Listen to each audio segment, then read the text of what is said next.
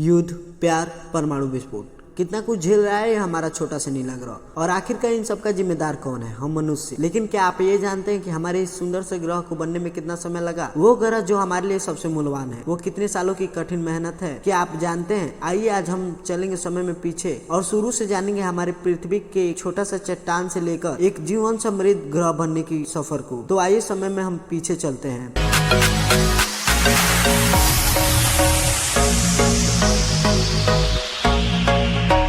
आज से करीब 4.6 अरब साल पहले हमारा सौर मंडल और एक नया जन्मा हुआ तारा, जिसके चारों ओर धूल और चट्टान चक्कर काट रहे थे। यहाँ हमारी पृथ्वी का नामो निशान नहीं है। हम समय में कुछ ज्यादा ही पीछे आ चुके हैं। अभी तक पृथ्वी के बनने की प्रक्रिया की शुरुआत भी नहीं हुई है, लेकिन पृथ्वी की नींव तैयारी हो चुकी है। ये चट्टान और धूल अब गुरुत्वाकर्षण बल के वजह से आपस में जुड़ रहे हैं। कई लाखों सालों के बाद एक भीम के चट्टान के गोले के रूप में बदल चुकी है, लेकिन इसे हम पृथ्वी नहीं कह सकते। अभी ये बहुत ज्यादा गर्म है। ये आज के शुक्र के समान है। आज से करीब 4.5 अरब साल पहले धरती की सतह पूरी तरह से खौलती हुई लावा से ढकी हुई थी। आप गलती से भी इस पर पैर रखने की कोशिश मत करना, वरना आपके पास चलने के लिए दोबारा पैर नहीं बचेगा। इस वक्त धरती का तापमान करीब 1200 डिग्री सेल्सियस है, यानी कि ये जगह फिलहाल नर्क से कम नहीं है। यहाँ ऑक्सीजन की नामो निशान नहीं है। धरती पर लगातार एस्टेरॉयड की बरसात हो रही है, जो सतह पर कई किलोमीटर खौलती नदियों का निर्माण कर रही है। और ये एस्टेरॉयड कहीं दूर के नहीं बल्कि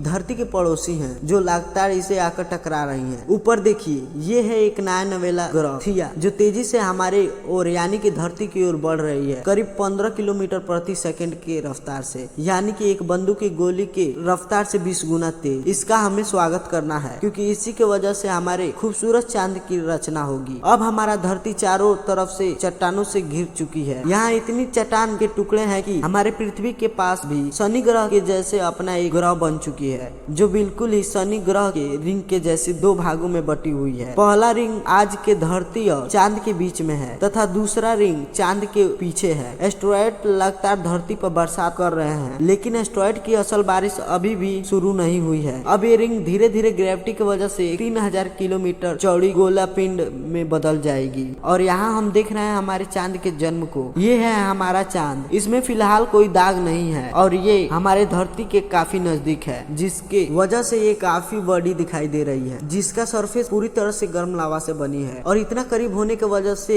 ये धरती पर लगातार अपना गुरुत्वाकर्षण प्रभाव डाल रही है। करीब 30 लाख साल बाद हमारे सोलर सिस्टम में कुछ ऐसा होने वाला है जिसका अंदाजा आप भी नहीं लगाए होंगे। हमारे सौर मंडल गैसियोजैम अपने ऑर्बिट में बदलाव कर रहे हैं, और इस बदलाव की वजह से सौर मंडल में एस्टेरॉयड और कॉमर्स के बीच में एक ग्रेविटेशनल मैटर तैयार हो रहा है, जो एस्टेरॉयड और कॉमर्स को सौर मंडल के आंतरिक भाग में ढकेल रही है, जो धीरे धीरे मंगल, शुक्र, बुध और हमारे पृथ्वी की ओर बढ़ रही है। ये वो समय है जब हमारे चांद को इन एस्टेरॉयड के वजह से उसके जाने पहचाने दाग मिलने वाले हैं। इस अवधि को कहा जाता है द लेफ्ट हैवी बॉम्बार्डमेंट। लेकिन उस समय भी हमारा चांद बहुत ज्यादा गर्म था। ये आसमान में एक बड़े लैंटर्न की तरह चमकता था, और ये धरती के इतने करीब था कि इसकी गुरुत्वाकर्षण हमारी धरती को आज की तुलना में 25 गुना ज्यादा प्रभावित कर रहा था। हमारे धरती पे एक दिन 24 घंटे का नहीं बल्कि 6 घंटे का होता था। इसके कारण धरती की लावा की लहरें इस समय के नदियों की लहरों के 20 गुना ज्यादा ऊपर उछलता था। लेकिन भला हो चांद का, जो धीरे धीरे समय के साथ हमारे धरती से दूर चला गया, और इससे धरती की घूर्णन कम होती जाएगी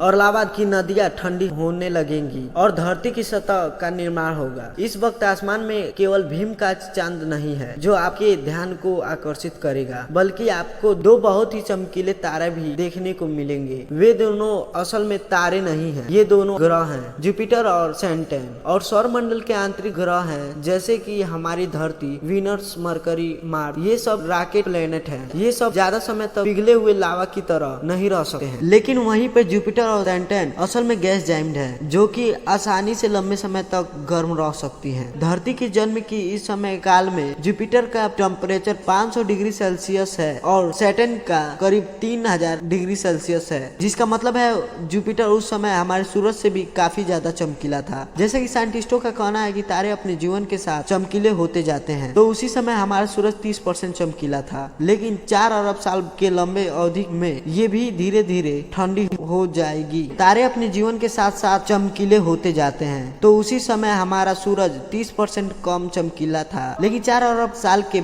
लंबे अवधि में ये ग्रह भी धीरे धीरे ठंडी होती जाएगी। चलिए चलते हैं वापस हमारी धरती की ओर। धरती पर वायुमंडल में फिलहाल एक ही गैस है, मीथेन। गलती से भी आप इसमें सांस लेने की कोशिश न करें, वरना आप कुछ ही मिनटों में अपना जान गंवा देंगे। लेट हैवी कंपार्टमेंट के दौरान धरती पर लगातार एस्टेरॉयड की बरसात हुई, जिन्होंने अपने साथ पानी को धरती पर प्रवाहित किया। इस पानी ने धरती पर समुद्रों का निर्माण किया। धरती अब चारों तरफ से समुद्र से घिरा हुआ था, लेकिन अब यहाँ न तो पैर रखने के लिए जमीन था और न ही सांस लेने के लिए ऑक्सीजन। हमारी धरती कुछ हद तक पृथ्वी कहलाने लायक बन चुकी थी, लेकिन अभी भी इसे जीवन का बीज नहीं कह सकते। तो दोस्तों आज के लिए इतना ही, फिर से मिलते हैं नेक्स्ट वीडियो में। तो कमेंट करके बताइए पार्ट 2 चाहिए कि नहीं।